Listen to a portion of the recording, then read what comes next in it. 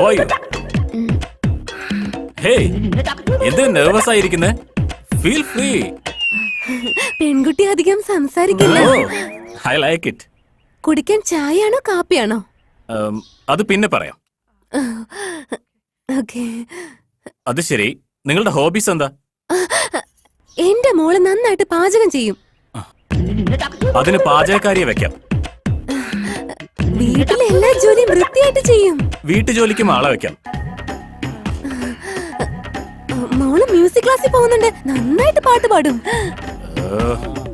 സംസാരിക്കാൻ മാത്രം ഇതുവരെ പറഞ്ഞു കൊടുത്തില്ലേ? ബിസ്ക്കറ്റ്സും ഫ്രൂട്ട്സും ഉണ്ട്. വേറെന്തെങ്കിലും വേണോ മോനെ? കുറച്ച് പ്രൈവസിയാ വേണ്ടത്.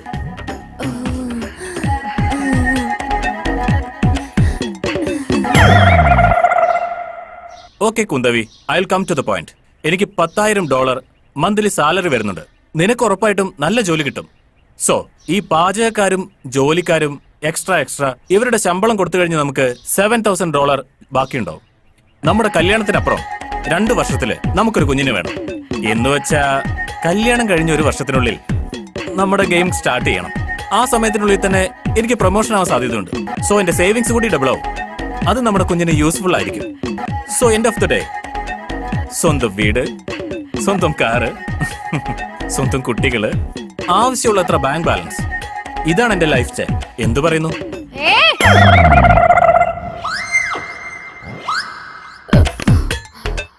പെണ്ണുങ്ങളെന്താ വണ്ടി ഓടിക്കാൻ പാടില്ലേ? വാട്ട്? പെണ്ണുങ്ങളായ വണ്ടി ഓടിക്കാൻ പാടില്ലെന്ന്. എന്തുകൊണ്ട് പറ്റില്ല? ഓടിക്കാലോ. പിന്നെ അവനെന്താ 90% ആക്സിഡന്റ് നടക്കുന്നത് പെണ്ണുങ്ങൾ വണ്ടി ഓടിക്കുന്നുണ്ടെന്ന് പറഞ്ഞ്? അതാര്? എന്റെ ഭർത്താവ്. ഭർത്താവോ? അതല്ല ചേട്ടാ. ചേട്ടനോ? അല്ല ചേട്ടാ. പെണ്ണുങ്ങളായാൽ എന്താ വണ്ടി ഓടിക്കാൻ പാടില്ലേ? ആണുങ്ങൾ റാഷ് ഡ്രൈവിംഗ് ചെയ്യുന്നതുകൊണ്ട് 100% ആക്സിഡന്റ് ഉണ്ടാവുന്നേ. എന്താ ആൺകുട്ടികൾക്ക് ചെയ്യാം, പെൺകുട്ടികൾക്ക് ചെയ്യാൻ പാടില്ലേ? പെൺകുട്ടികൾ അറിഞ്ഞൊന്ന് വണ്ടി ഓടിക്കാൻ തുടങ്ങിക്കഴിഞ്ഞാലേ നിങ്ങളുടെയൊക്കെ ബമ്പർ തെറിച്ചു പോകും.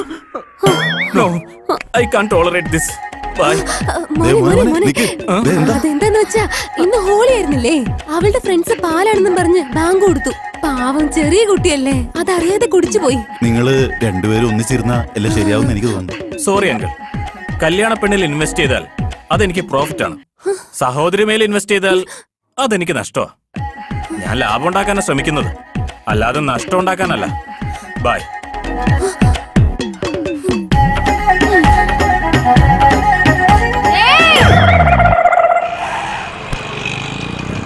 അവിടെ നോക്ക്, അവനാ അത്. സിംഗിൾ അവൻ. വീട്ടിൽ അവനും അവന്റെ അമ്മയും മാത്രമേ ഉള്ളൂ.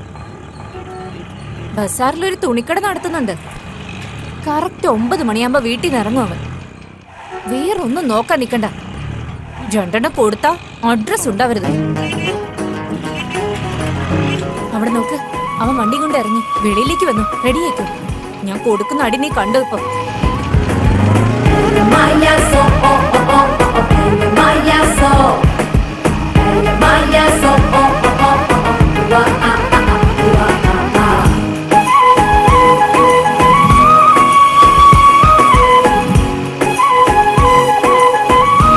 ഞാൻ അടുത്തൂടെ പോവാൻ പോവാ. നല്ലൊരു അടി കൊടുത്തിട്ട് വരാം.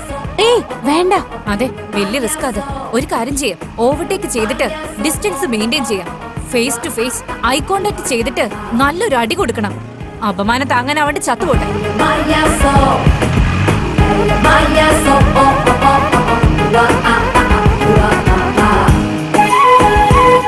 സ്റ്റാർട്ട് ചെയ്യ. പെണ്ണുങ്ങളല്ലേ അവൻ വഴക്കു പറയുന്നത്. നമ്മളൊരെണ്ണം നന്നായിട്ട് കൊടുക്കുവാണെങ്കിൽ ഇവനൊക്കെ പോയി സൂയിസൈഡ് ചെയ്തോളൂ.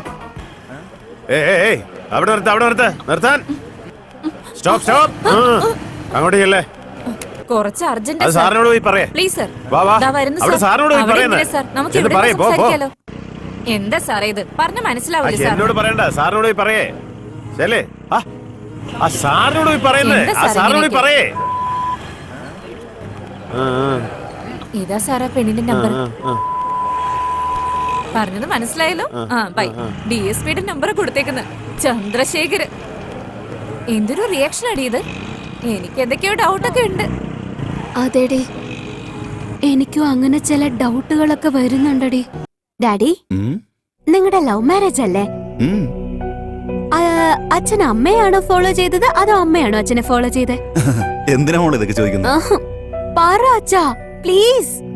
ഞാൻ തന്നെയാ ഫോളോ ചെയ്തേ. അമ്മാവന്റെ ലവ് മാരേജ് അല്ലേ?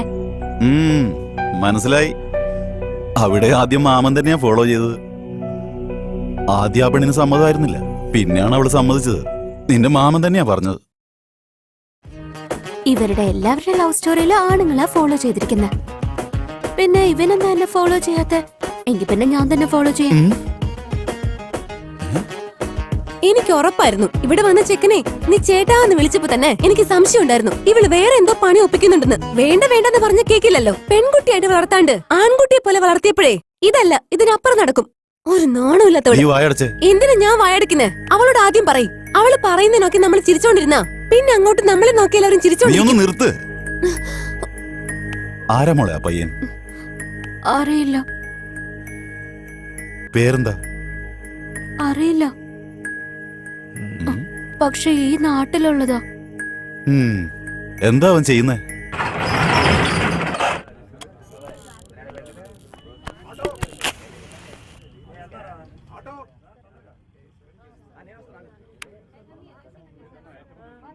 ഹായ്.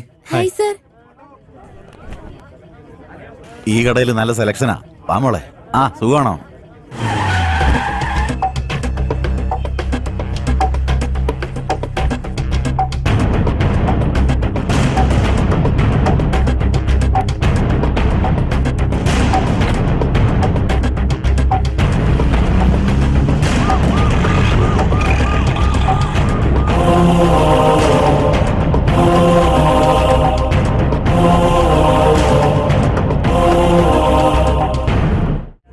എക്സൽ സൈസിൽ ഒരു ഷർട്ട് ഇട്. ശരി ഏട്ടാ.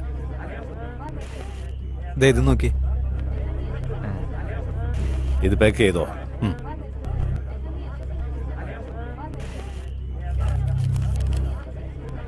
ഇതാ പഠിച്ചോ. സർ ക്യാഷ് അവിടെ കൊടുത്താൽ മതി. നീ പോയി ബില്ല് കൊടുത്തിട്ട് വേടാ.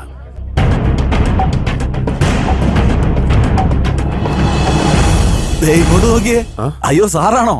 ആ, നമസ്കാരം സാർ. സുഖമാണോ ആ, സാറേ? ചേട്ടാ സുഖമായിരിക്കുന്നു. ആ, സാറിന്റെ അനുഗ്രഹം കൊണ്ട് നന്നായിട്ട് പോകുന്നു. ആ. ആ, ഇതെന്റെ വൈഫ്, പിന്നെ ഇതെന്റെ മോളെ. നമസ്കാരം. ഉത്സവമല്ലേ വരുന്നത്. പിന്നെ നമ്മുടെ മരുമോനും വരുന്നുണ്ട്. അതുകൊണ്ട് ഓ. ചെറിയൊരു പർച്ചേസ് ചെയ്യാൻ വേണ്ടി വന്നതാ. ആ, പിന്നെ ഭാര്യയെ കാണാൻ ഭർത്താവ് വന്നല്ലേ പറ്റൂ.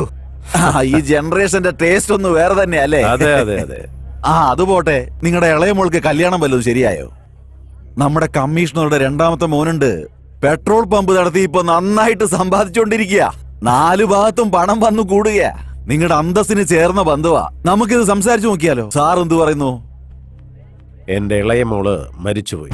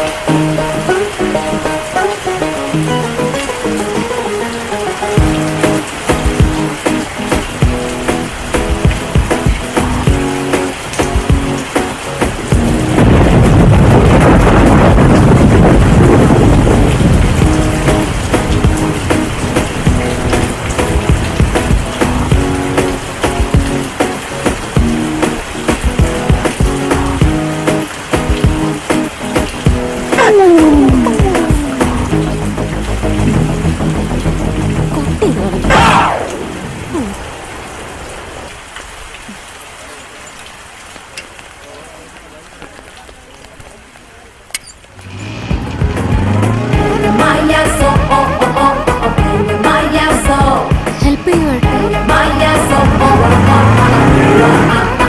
ഒരു പെണ്ണിനെ ഹെൽപ്പ് ചെയ്യണമെന്നുള്ള കോമൺ സെൻസ് പോലുമില്ല.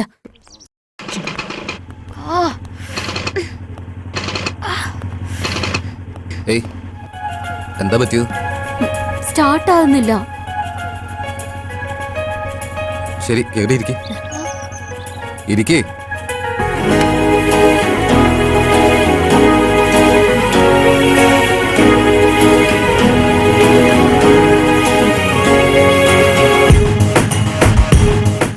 എന്നെ തന്നെ തള്ളിക്കൊണ്ട് പോവാണല്ലോടാ നീ. എന്താ പറഞ്ഞേ? വണ്ടി